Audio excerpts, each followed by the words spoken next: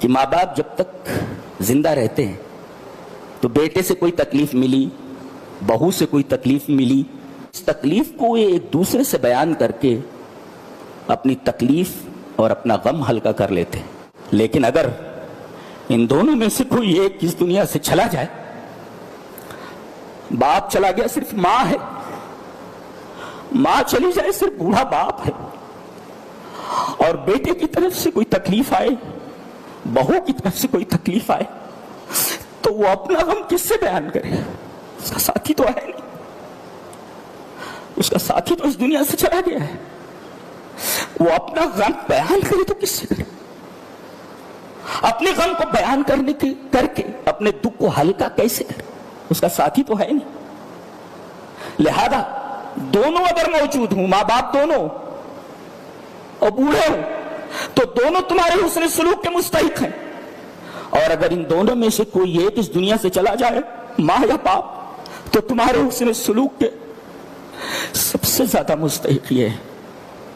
इसलिए कि वो तन्हा है, अंदर अंदर घुटेंगे, वो अपना गम किसी से बयान भी नहीं कर सकते। नहीं बचा, अल्लाह तबारक व तआला ने अहदहुमा का तज़किरा पहले किया है, किलाहुमा का बात किया है। चलिए उन आयत की तशरीह कर लेते हैं जो हमने खुतबे मसनूना के बाद पढ़ी है, और ये आयत सूरह बनी इसराइल की है। वक़ज़ा रब्बुका अल्ला ताबुदू इल्ला इय्याहु व बिल वालिदैनि इहसाना।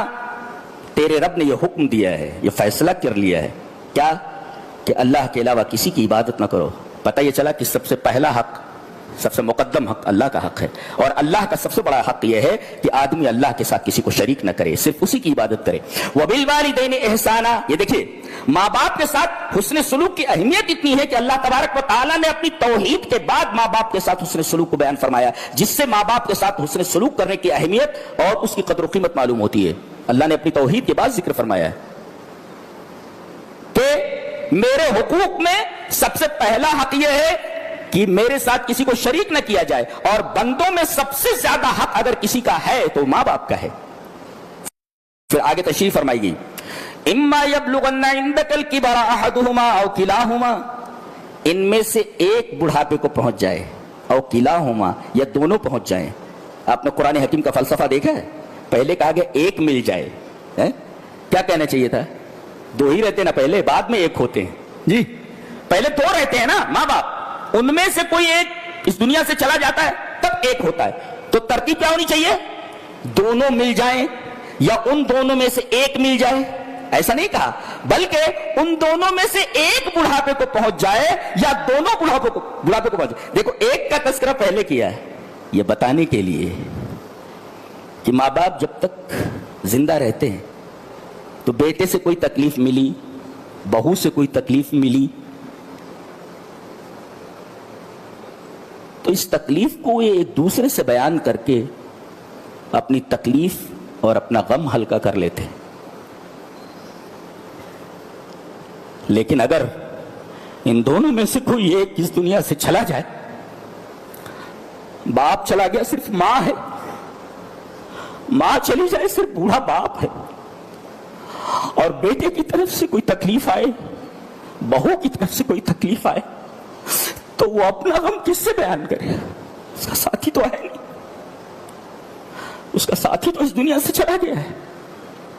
वो अपना गम बयान करे तो किससे करे? अपने गम को बयान करके अपने दुख को हल्का कैसे करे? उसका साथी तो है नहीं। लिहाजा दोनों अगर मौजूद हूं, मां बाप दोनों और बूढ़े हो, तो दोनों तुम्हारे हुस्न सलूक के मुस्तहिक हैं। और अगर इन दोनों में से कोई एक इस दुनिया से चला जाए, मां या बाप, तो तुम्हारे हुस्न सलूक के सबसे ज्यादा मुस्तहिक ये है।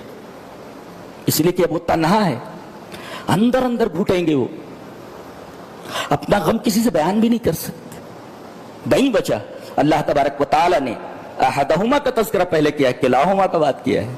इम्मा यबलुगन्ना इंदकल किबरा अहदुहुमा औ किलाहुमा, इन दोनों में से एक मिल जाए। जबकि तरतीब क्या थी? दोनों पहले रहते हैं ना, तो दोनों मिले या एक मिले, इसलिए कि मरने के बाद फिर एक रहता है ना, तरतीब भी होनी चाहिए। लेकिन तरतीब को बदल करके अल्लाह तबारक व तआला ने पहले कहा कि एक मिल जाए, तो पता ये चल, ये कैसी किताब है, सुभान अल्लाह। حقوق بیان کرنے کا انداز کیا ہے دیکھیں, شارٹ ہے لیکن اتنا سویٹ ہے کہ پوچھو نہیں, سویٹنس کی داد نہیں دی جا سکتی.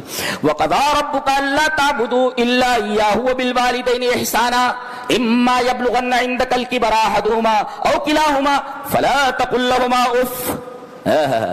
اف نہیں کہہ سکتے آپ ان کو, اف نہیں بول سکتے آپ, ہوں نہیں بول سکتے آپ. کیوں؟ اس لیے کہ ہوں سے ایسا احساس ہوتا ہے کہ آپ ماں باپ سے بور ہو چکے ہیں, ماں باپ آپ کے اوپر بوجھ ہیں, تبھی تو کہہ رہے ہیں اف. بچے چھوٹے رہتے ہیں, اسی وجہ سے آگے وہی حوالہ دیا گیا, صغیر کا حوالہ دیا گیا. فلا تقل لهما اف, اف بھی مت کہو. ولا تنہرهما, اور انہیں ڈانٹو نہیں. وقل لهما قولا کریما. یہ دیکھو فرق کر دیا گیا. لوگوں سے جب بات کرو تو قول حسن ہو, اور ماں باپ سے بات کرو تو قول کریم ہو. جی, وقل لهما قولا کریما وقولوا للناس حسنا.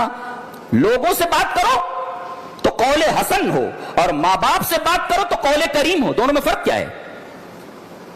قول حسن کا مطلب ہوتا ہے لفظ بھی اچھا ہو اور معنی بھی اچھا ہو.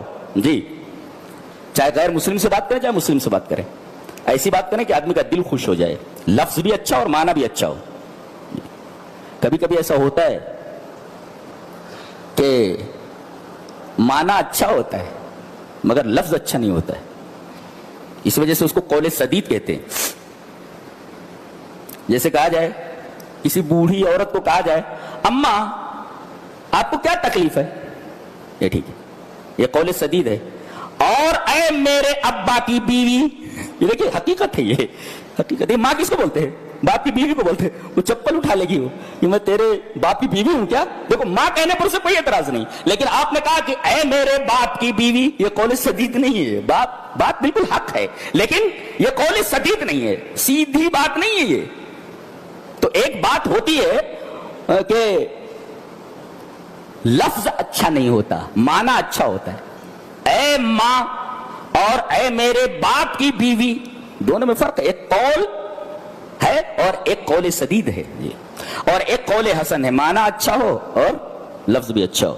اور قول کریم کس کو کہتے ہیں؟ قول کریم کی تفسیر اس کو انگلش میں یوں بول سکتے ہیں ان دا ایکسلنٹ مینر. کتنا بھی ایکسلنٹ آپ ہو سکیں اور آپ کا لہجہ ایکسلنٹ ہو سکے تو دیٹ از کالڈ قول کریم. چلیے سعید ابن مسیب تابعی ہیں, ان سے پوچھا گیا تھا کہ قول کریم کا مطلب کیا ہے. سئل سعید ابن المسیب رحمہ اللہ عن القول الکریم فقال قول العبد المذنب للسید الفظ. حضرت سعید ابن مسیب تابعی ہیں, ان سے پوچھا گیا کہ قول کریم کس کو کہتے ہیں, کہ ماں باپ کے سامنے آدمی بات کرے تو قول کریم ہو,